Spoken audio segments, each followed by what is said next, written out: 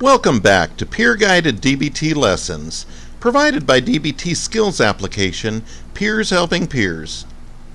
This week's lesson, marked 2-4 in our distress tolerance module, will be looking at a variation of the STOPP skills.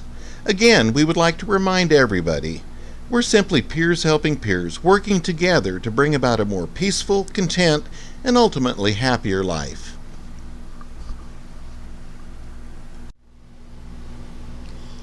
A variation on the STOPP acronym would include S for stop, T for take a breath, O for observe, P for pull back, put in some perspective, P for practice what works, proceed.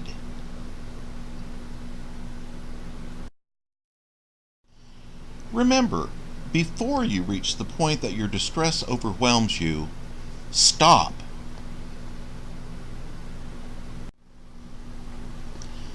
Stop. Say it to yourself, in your head, as soon as you notice that your mind and/or your body is reacting to a trigger.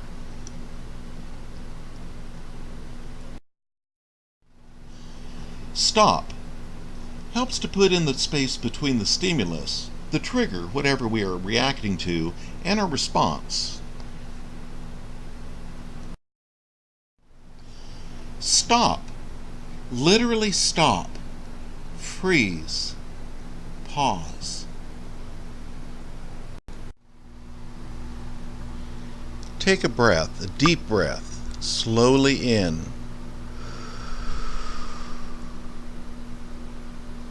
And out.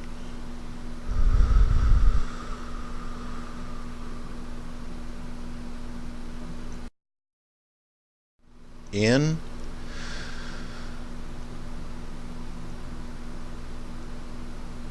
And out.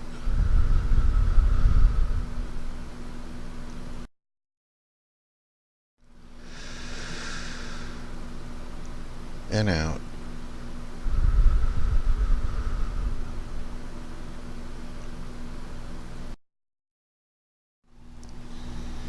Breathing a little deeper and slower will calm down and reduce the physical reaction of emotion, adrenaline. Focusing on our breathing means we are not so focused on the thoughts and feelings of the distress, so that our minds can start to clear and we can think more logically and rationally.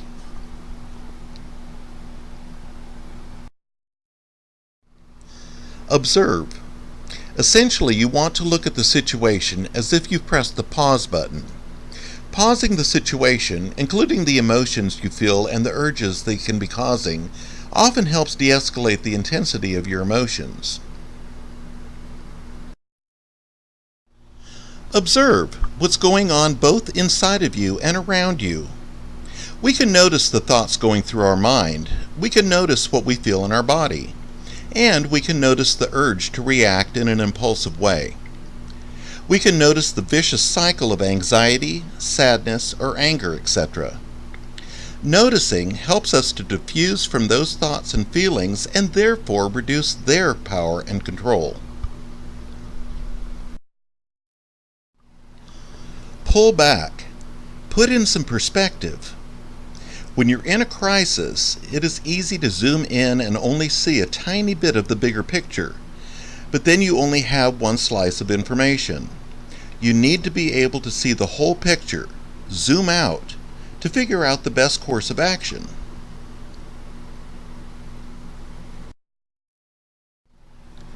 Pull back. Put in some perspective. What's the bigger picture? Take the helicopter view. What is another way of looking at this situation? What advice would I give a friend? What would a trusted friend say to me right now? Is this thought a fact or opinion? What is a more reasonable explanation? How important is this? How important will it be in 6 months' time? It will pass.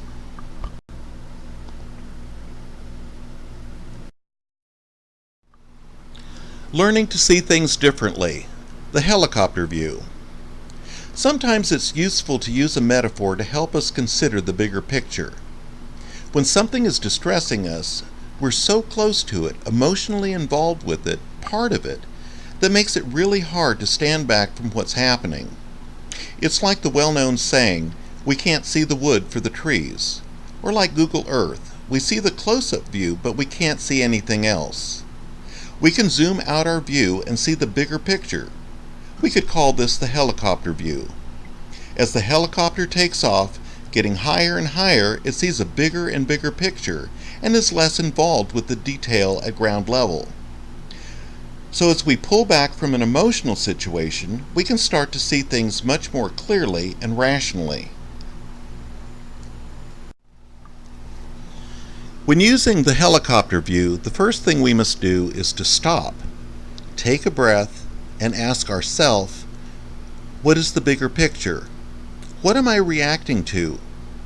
What does this situation mean to or say about me? What's the worst thing about thinking that or about the situation?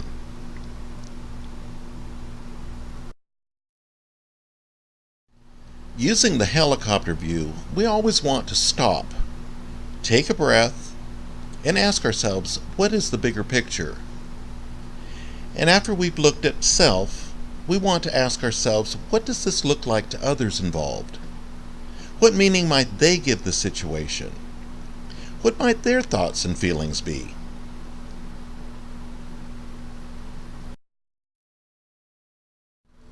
Using the helicopter view, we want to first stop, take a breath, and ask ourselves, what is the bigger picture?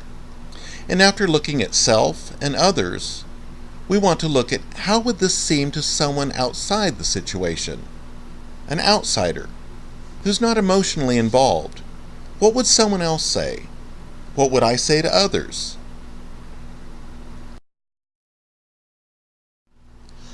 Using the helicopter view, we want to stop, take a breath, and ask ourselves, what is the bigger picture? And after looking at self, others, and outsiders, we want to use wise mind. Practice what works. What would be the best thing to do for me, for others, for this situation? What will help most? Practice what works. Proceed. What is the best thing to do right now? What is best for me, for others, for the situation? What can I do that fits with my values? Do what will be effective and appropriate. It is necessary to use all steps of the STOPP skill to reap the benefits that this skill can offer. Don't wait for a crisis to practice these steps.